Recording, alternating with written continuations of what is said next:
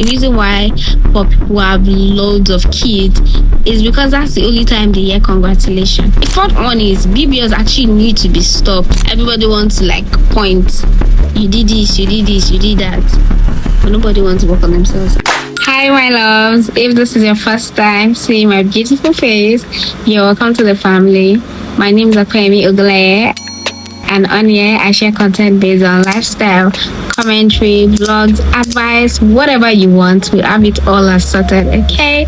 Just up on in and join our family.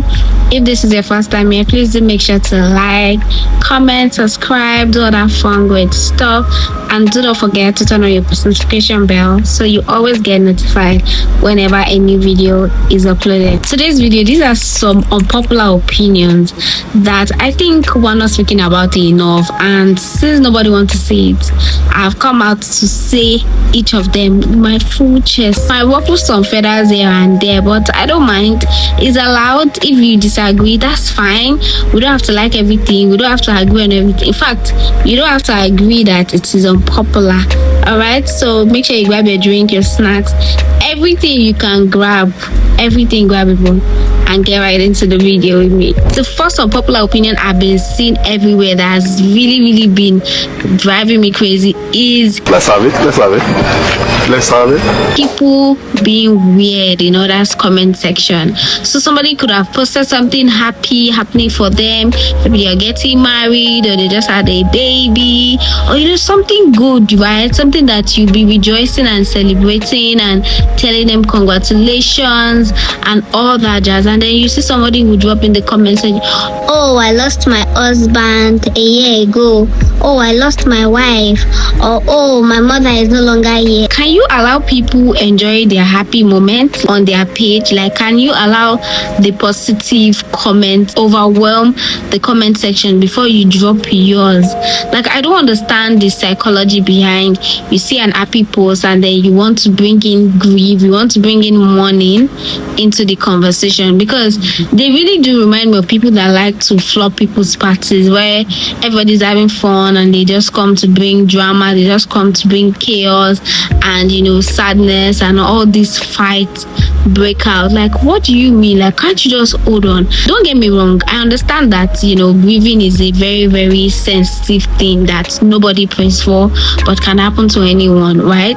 But like, there are actually videos of people doing that, posting their sad moment, and you can drop it there, but no, they rather like spoil your own happy moment. They rather down everybody's mood, and to me it's kind of like attention seeking more than it's about you grieving whoever you've lost. And please, let's raz ghetto behavior. It's not nice. It's not nice at all. I don't want to see it again. Like, keep it moving. Second one, yes, this one would eat some nerves.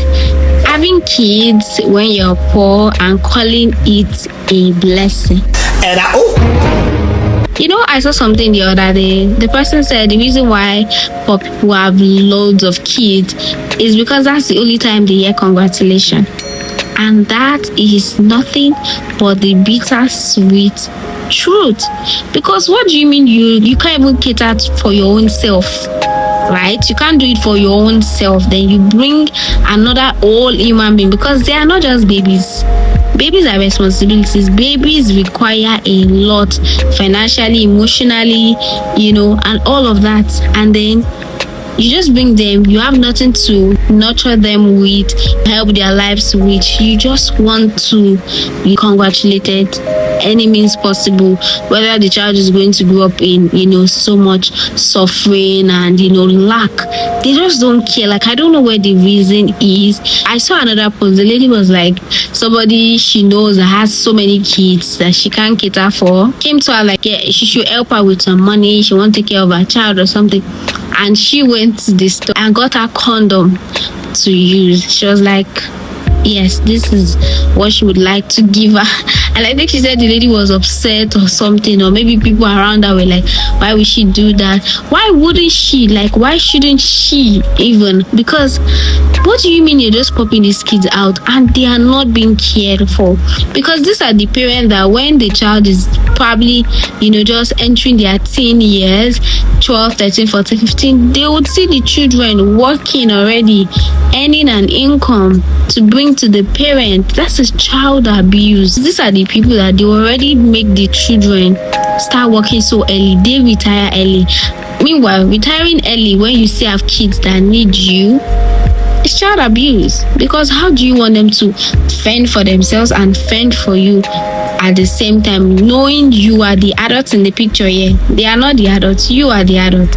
And it's just insane. Is people who just want to have kids and that's it, and just living even more intense poverty. Like, the suffering they are experiencing is not enough, so they have to bring other people into it, because at the end of the day, misery loves company. Abby, nothing to say. Like, ghetto is underrated, ras is underrated to describe this nonsense that is practiced. And I really do hope these people have this enlightenment and discernment to stop doing that and care for the children they already have, and not be so concerned in having more kids, and they call it a blessing. The fourth one is BBLs actually need to be stopped. I'm saying this not because I hate people that have had cosmetic surgery done on them, they've had their body worked on.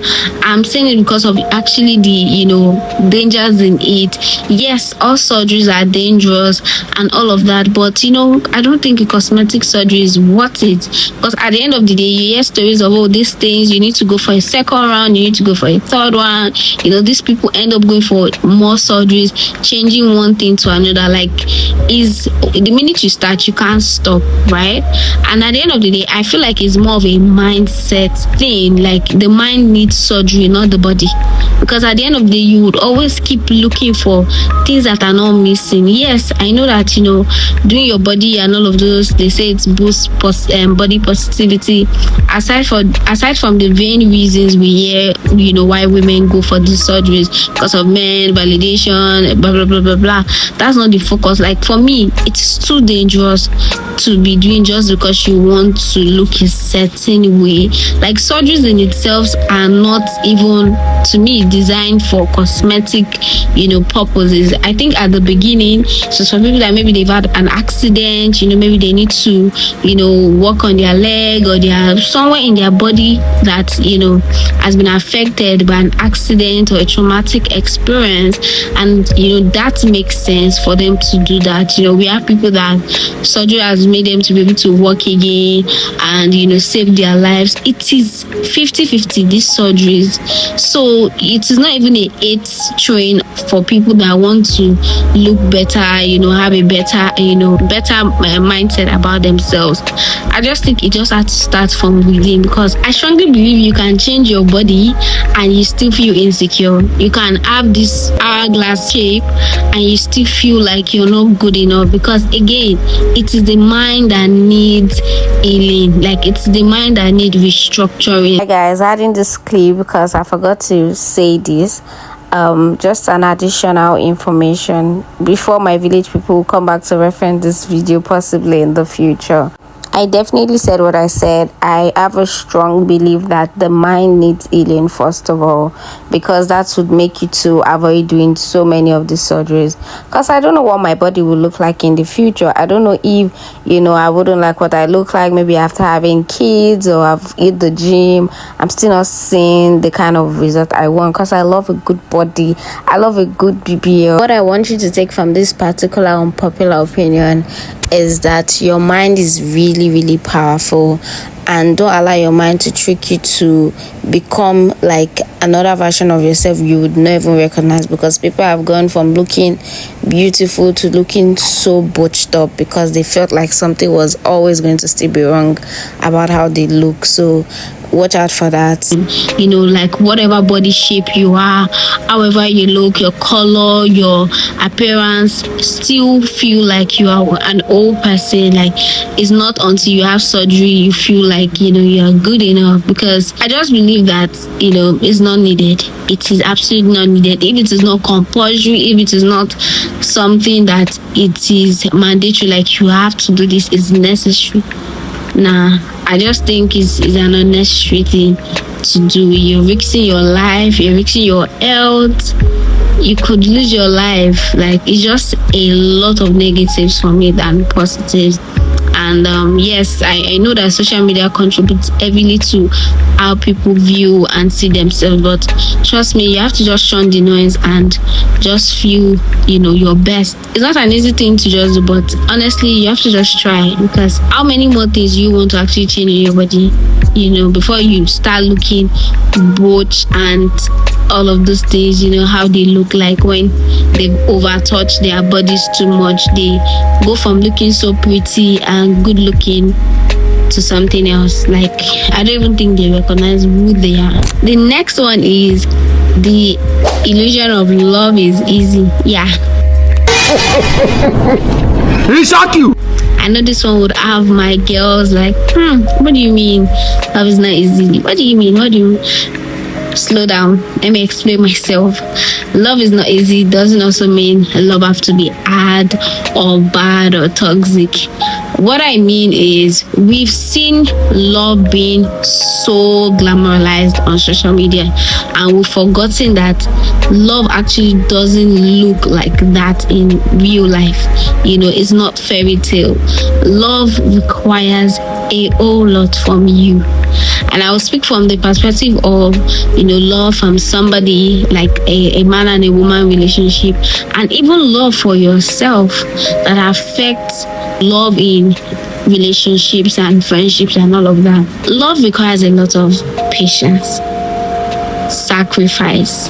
Yes, you inconveniencing yourself, you being selfless, you thinking of somebody else, for certain, moments, right? Where you could have, been selfish and being about me, and choosing to compromise, choosing to, give grace and all of those things. Now, stick with my context. This is not to say that you should harbor nonsense.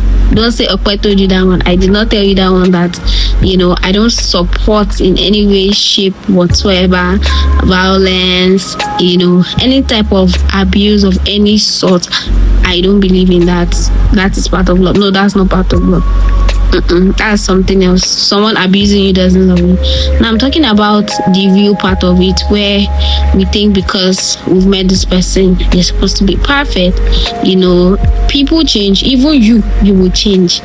You would evolve. It doesn't mean you go from good to bad. It just means there's some things you would actually outgrow. There's some things you actually need to work on, be better at. We are from communication styles to love languages. There's just so many things we could touch on.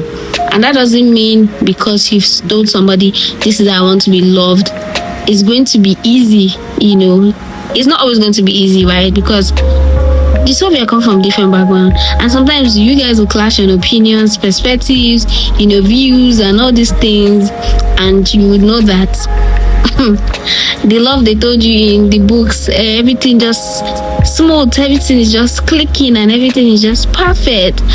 I mean, even you that have siblings, that you and your siblings have differences. Yeah, but you're from the same womb, but you would come out and have different beliefs, different things that makes you different ways of doing things that might not necessarily sit well with somebody else. But that's the thing, these days women want men to do all the work, and nobody wants to work on themselves. Everybody wants to point, you did this, you did this, you did that, but nobody wants to work on themselves. And when we talk about this in friendship too, there's a place of both in relationships and friendships, forgiving each other, giving each other grace, There's just so many points I can touch on. And love is not about the perfect moment. Yes, like we tend to believe what social media has told us, that this is what love is about, and this is how love should look like, and this, if it doesn't look like this, person does not love, person does not like you, and if they are not giving you gifts every day, something is wrong.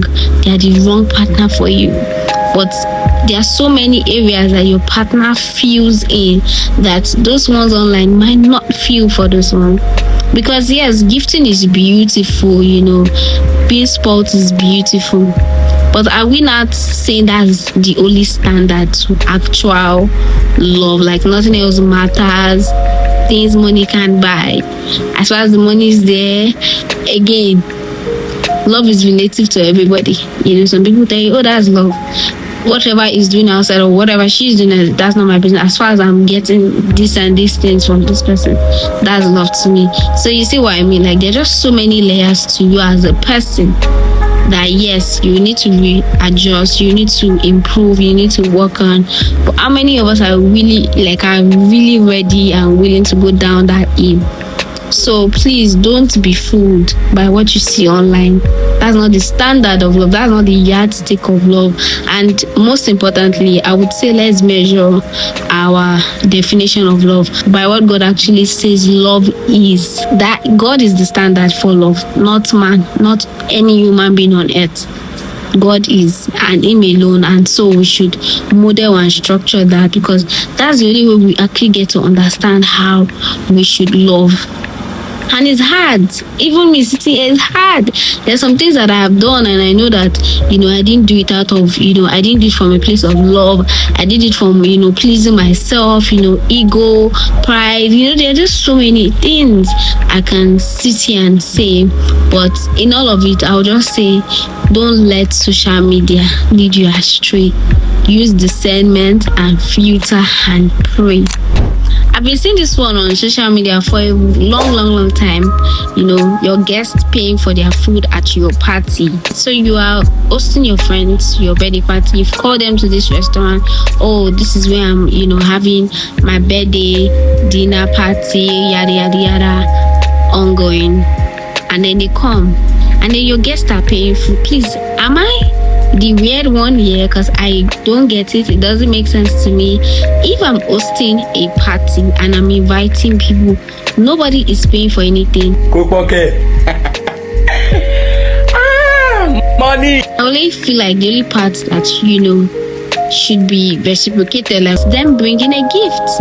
That's to show they love you, right? It's beautiful to go back home after your birthday dinner and you're unboxing different gifts, expecting them to pay for their food, and to hear that this is so normalized in the abroad. Like, people do this and it's okay, it's cool. And some people are like, if you don't do that, like, you are the weird one. What do you mean? You should pay for your food? Like, I think I'm just too Nigerian for it. Like, we do parties, we throw parties, and we're not expecting people to come to our parties and pay for nothing, like literally nothing. But like, that culture is so normalized in other parts of the world, and let's just keep it there and not bring it here. Because I know some people are now practicing this thing, and the people practicing this thing here, they're selfish.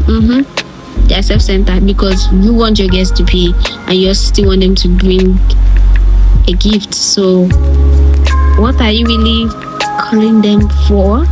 To be at your service? I mean, shouldn't the love come naturally? Like, why are you forcing people to come some way? Like, you're not forcing them, but you brought them to an event and you are the one taxing them. It's the weirdest thing ever to me. Like, the last one that I know would have people thinking, what does this girl even mean? Like, what is she on about? What she's speaking on? Is, I actually don't think somebody posting themselves crying is performative. Most times I feel like, yes, sometimes it can be performative, like dramatic. just to get a reaction from people, to maybe get people engaged, or on their comment on their video or views. But I just don't believe it's always that way. I feel like somebody can be recording and they just get caught up in the reality of whatever is making them sad or upset, and they cry. Like, that doesn't mean it is fake. I don't know, I just feel like, there's sometimes that, like, are you acting movie? Are you acting a drama for us? Like, do you want us to feel emotional, connected? But again, people really do go through hard things, and sometimes you are caught on camera going through it, maybe because you're a vlogger, you are, somebody that does content, and yes, you post it. I think it just probably just makes people uncomfortable, and that's why some people rather be like, oh, you are performing, you are acting, it's not real genuine tears. Like, who are you to say who has real genuine tears or not? I mean, if people can record themselves partying, getting drunk, doing all sorts of things, in form of content, why is it that somebody crying is now the odd one out? Why is that somebody crying is now the fake one? I mean, there are so many things online that are also fake. Yeah, they look normal, but they are fake. There are so many things online that are also staged, but nobody is crying foul about that. But somebody is crying and boiling their eyes out, crying, expressing themselves, pouring themselves in a vulnerable situation, and all you can think of is they're acting. I don't know. I just feel like it can't always be the case. And yes, of course, I know that sometimes you can spot, oh, this is an act. This is for a certain perception. And these are few unpopular opinions that have just been in my head. Like, I'm going to speak about this one day. Are there unpopular opinions that you resonated with, you heard me talk about, and you're like, yes, I get you, I can understand, I have the same sentiment?